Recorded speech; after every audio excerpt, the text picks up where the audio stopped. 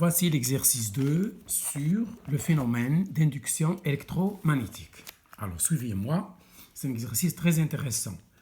Il s'agit d'une spire carrée conductrice A, B, C, D. C'est un carré métallique conducteur de longueur petit l. J'oriente le circuit dans un sens positif pour pouvoir avoir le vecteur normal à la surface N. Par exemple, je l'ai orienté de façon que N se dirige vers nos yeux. Il y a 4 étapes. À l'instant t égale à 0, la spire carrée a une vitesse initiale nulle. Je choisis le repère de coordonnées cartésiennes au x, au y qui se dirige vers nous et au z. Ce qui nous intéresse ici, c'est la direction z, parce que le carré va pénétrer dans une région A, B, C, D où règne un champ magnétique uniforme. Ça y est, voilà la situation. Donc, une spire carrée conductrice de longueur petit l, de côté petit l.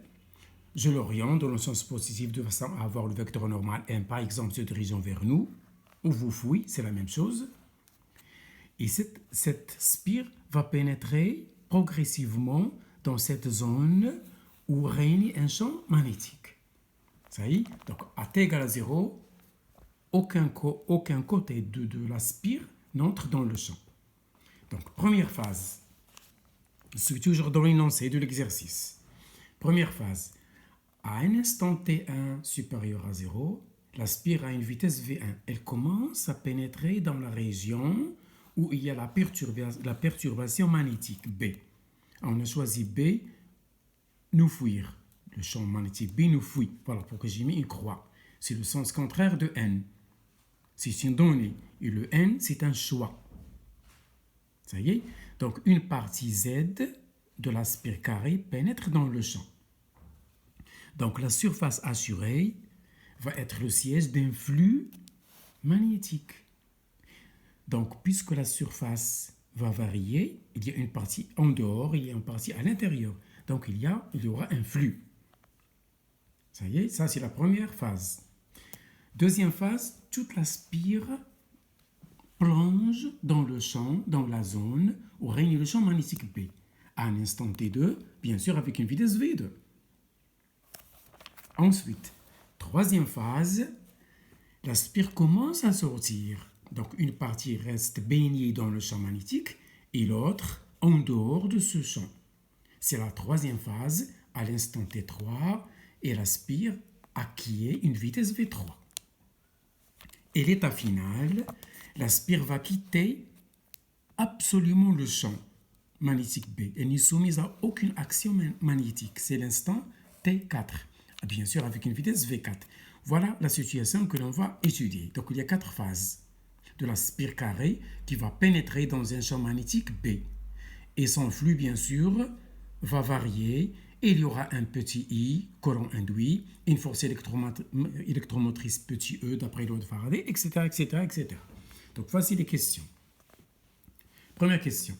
Dans chaque cas des 4 cas précédents déjà cités, déterminez la force de la place appliquée à la spire carrée de côté L, de masse M. La spire a une masse M. Hein? Ça, c'est la première question. Donc, déterminez la force de la place dans chaque cas des 4 cas cités précédemment. Deuxième question. Écrire la RFD ou bien le PFD, la relation fondamentale de la dynamique, et déduire alors la vitesse V de la spire à un instant petit t. Troisième et la dernière question. Donner l'allure, tout simplement l'allure sans calcul numérique, l'allure de l'évolution, de la variation de la vitesse dans le temps. Ça y est, j'espère que vous avez assimilé la situation. Et on va passer aux éléments de réponse.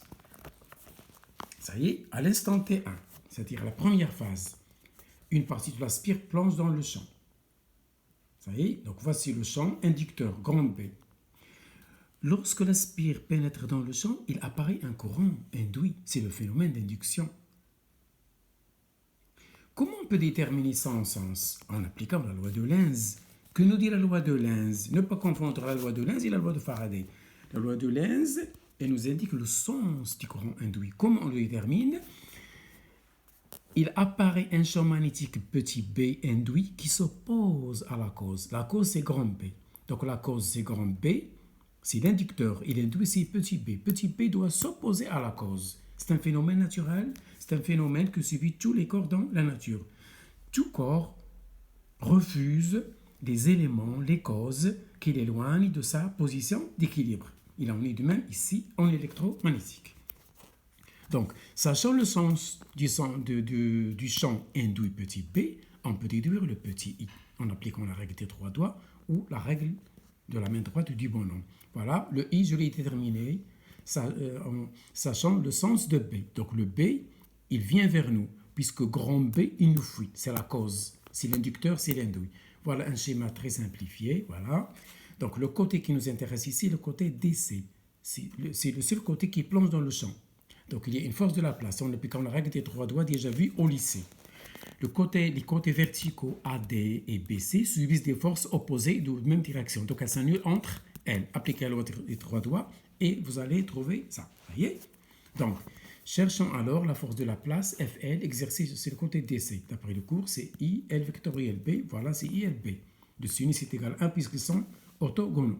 Or, d'après la loi de Faraday, E égale la variation du flux dans le temps. Le flux varie parce que la surface varie. Le flux, je rappelle, c'est le produit scalaire BNS. Donc, c'est BS cos pi, puisque le B et le N sont de sens opposé, même direction. Donc, le cosine de pi, c'est moins 1, d'où moins BL, Z. Une toute petite partie du côté L, que j'ai nommé Z, pénètre dans le champ, d'où moins BLZ. Ça y est? C'est-à-dire largeur fois longueur. La largeur, c'est L, la longueur qui pénètre dans le champ, c'est Z. D'où E égale ceci. La dérivée de Z dans le temps, c'est la vitesse. Et je tire le courant I, d'après la loi de Pouillet ou la loi d'Ohm, E sur R. Et alors, j'ai déduit finalement la force de la place appliquée sur le côté CT. C'est P carré, L carré, V sur R. Remarquez une chose, c'est que la force est proportionnelle à la vitesse. Ça, c'est la première étape. Alors, on nous dit, en appliquant la RFD, bien sûr sur l'axe OZ ici, c'est ce qui nous intéresse, le mouvement se fait selon l'axe vertical Z. J'applique la RFD, c'est-à-dire la deuxième loi de Newton au lycée. Il y a deux forces, le poids et la force de la place. Par projection, j'obtiens, c'est M gamma, M l'accélération égale ceci. Voilà, tout calcul fait, toute simplification faite. Je pose alpha égale cette quantité pour simplifier l'écriture, pour la rendre plus condensée, plus pratique. Alpha égale ceci. Si vous vérifiez, vous trouvez qu'elle a une dimension du temps. Donc, en multipliant cette relation par dt sur alpha et en divisant par g alpha moins v, j'obtiens cette quantité. Je passe à l'intégration, donc c'est ln, puis une constante. Je peux poser cette constante égale lnk. Je suis libre, c'est une constante. Ou lnk, c'est une constante, pour simplifier le calcul. Et voilà, finalement, une équation différentielle. Donc, voici la solution. Donc, voici la vitesse. Voilà comment évoluer dans le temps, dans l'étape 1. Ça y est. Deuxième phase. Deuxième phase, toute la spire pénètre dans le champ. Donc, il y a le flux est constant, c'est BS, BL fois L, c'est L carré, elle est constante, le flux est constant, pas de E, pas de I, pas de force de la place. Donc, seul persiste le poids, seul reste la force P égale mg. J'applique la RFD, tout à l'heure c'était P et la force de la place. Ici, il n'y a pas, dans ce cas, il n'y a pas de force de la place. Ça y est, j'applique la RFD et je tire la vitesse V. Il faut chercher la constante.